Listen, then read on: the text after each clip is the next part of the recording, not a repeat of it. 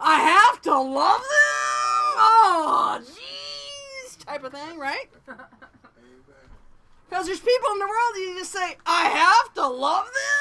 Oh, jeez, really?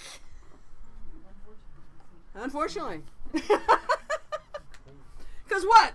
Matthew 22 says it. Last week, remember, the sermon was, these guys were, Sadducees were testing Jesus. Well, they failed. He passed that test, because that was the gold versus, what do I do with the coins? Give to God what's God's and Caesar what's Caesar's. So the Pharisees come in and said, well, they didn't make it, we'll do it now. So here goes. When the Pharisees heard how he had been tested by the Sadducees, they gathered their forces for an assault. In other words, okay, we got to come up with a good plan, right? Let's all talk. There's got to be a good question where we can trap him. All right. One of the religion scholars spoke for them. In other words, they all got together. It's like a team. Have you ever seen those game shows or the kids? They have high IQ or something, and then all four of them get together, and then one of them will say, we believe it's this answer. So all the Pharisees got together and huddled together and said, we got it now. So one of the scholars spoke for them, posing a question they hoped would show him up. Teacher, which command in God's law is the most important? And you have to remember they had over 600. Isn't that right, Paul? 647. See that? They had over 600. So hey, we got over 600 of these guys. Which one you want to pick? Jesus had a good comeback. Love the Lord your God with all your passion and prayer and intelligence. This is the most important. The first on any list. But there's a second to sit alongside it. Love others as well as you love yourself. Those two commands are pegs. Everything in God's law and the prophets hangs on those two commands. We went from 600 down to 2. Boy, it's a lot easier to remember, isn't it? You got to admit, down to 2, maybe. Oh, well, I can do that one real easy, man. Love God, love. And the part you got to remember, love as well as you love yourself. Oh, crap, there's 3 parts to this. Jesus loves me unconditional. I have to love me. And then I have to love others like I love me. So if you're in hate and not happy in your situation or something, you're going to have problems loving other people. Because it's just going to get in your way. If there's something happening in your life, like, oh man, if this hadn't happened in my past, I'd be, you can't do that. If you listen to the words of the song today, Bonnie's Rate, hang on. This thing called Love, is that the name of it? Oh, I put this lock on. Hold on. Thing Called Love is what the song was. And I went out the internet, because you know me, I've got the internet. Don't have to humble yourself to me. God's not asking you, and in some respects, I think this whole song, in my mind, God's talking to you. You don't have to humble yourself down to me. I ain't your judge or your king. Baby, you know I ain't no Queen of Sheba. Well, maybe it's Jesus talking to us too.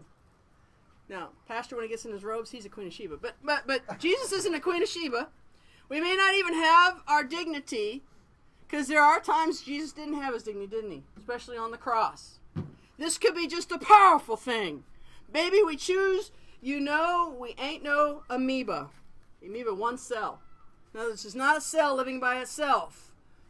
Love spreads. It takes more than one cell. Everybody has to do it. Are you ready for the thing called love? Don't come from me and you. It comes from above. I love that part. It comes from above. If you think of your life as an empty bucket, one, you have to fill it up to the brim. That means you love yourself. And then once you fill it up, God keeps throwing it down at you and it overflows to everyone around you. Yeah, I like that part. Here's the part. Not a porcupine that you have to avoid. You can love me. I've not got any defenses up. You might think I do, but I'm really right there. I need to be loved. Take off your kid gloves. Are you ready for this thing called love? It's what?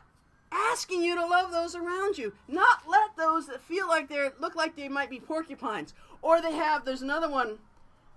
Let's see, there's one about ugly ducklings don't turn into swans and glide off down the lake. Whether your sunglasses are on or off or on, you only see the world you make. We all have a world around us. We all need to have love. And there are those out there that have a problem getting love. But you still have to love them. Everybody is approachable. Even a porcupine is approachable. Right? There is a way to approach a porcupine. Oh, dogs. What have you done to yourself? Get her out. All right. This is why I try not to bring dogs on the days I'm preaching. All right. We got it. Dogs untangled now. All right. We love them. We can't help ourselves. The porcupine. The porcupine is still approachable. Even though they put up all these defenses and make you think you can't get close, you can. They have a soft underbelly. And when you can get to them to expose that, one, you're not going to kill them, what? All of a sudden, all their porcupine spines are going to go away. There's no one in this world that is a porcupine. That's put up so many defenses you can't break through. It might be challenging to break through. But we can. We can. And then I figured 1 Corinthians 13, this is a theme of love. You need to hear a few odds and ends of what we need to do about it. One, when you're thinking of love, it doesn't matter if you speak in tongues of men or angels, but if I speak in tongues of men and angels, but have not love, I am a noisy gong or a clanging cymbal. In other words, without love, it doesn't matter what anyone says. Okay? There are a lot of people out there that put on a lot of show. But when you say, hey, I just need a hug today, I'm sorry. You got germs, you got a cold, forget it. No, that's not what love does. Do you love your friends even though they have colds? Do you give them hugs no matter what? Or do you say, I'm sorry, I can't do that. You got a cold. If I have prophetic powers and understand all mysteries and all knowledge, and if I have all faith so as to move a mountain, and just by this word, move, and it moves, but I have not love, well, 2 pages. I am nothing. And we all have stuff, right? We all have things. We have possessions. I have the clothes on my back. I have 2 dogs. It's great. If I give away all I have, and if I deliver my body to be burned but have not love, I have gained nothing. In other words, the ultimate sacrifice. Without love, it's nothing. Love is patient. It's the patience that gets to the porcupine, isn't it? And kindness. Love is patient and kind. Love is not jealous or boastful of those around them. It is not arrogant or rude. Love does not insist on its own way. I love that part the best. When you're dealing with people, don't insist on your own way. You meet them at their terms, not yours. That's how you show them love. Love is not irritable or resentful. It does not rejoice at wrong, but rejoices in the right. As things go right for people, you rejoice. Love bears all things, believes all things, hopes all things, endures all things. If someone has a dream in your life, you hope it for them. Anyone. Even if you think it's impossible to ever happen, you hope it for them because you love them. You support them. Isn't that what we do with love? Love never ends. God's always around. Prophecies will end. As for tongues, they will cease. For knowledge, it will pass. Because at one time, knowledge is past. One time, the earth was flat. Now what is it? Round. See that? Things pass. You never know. The smaller we get to look at particles, more things become understandable. It's amazing. Even knowledge isn't perfect.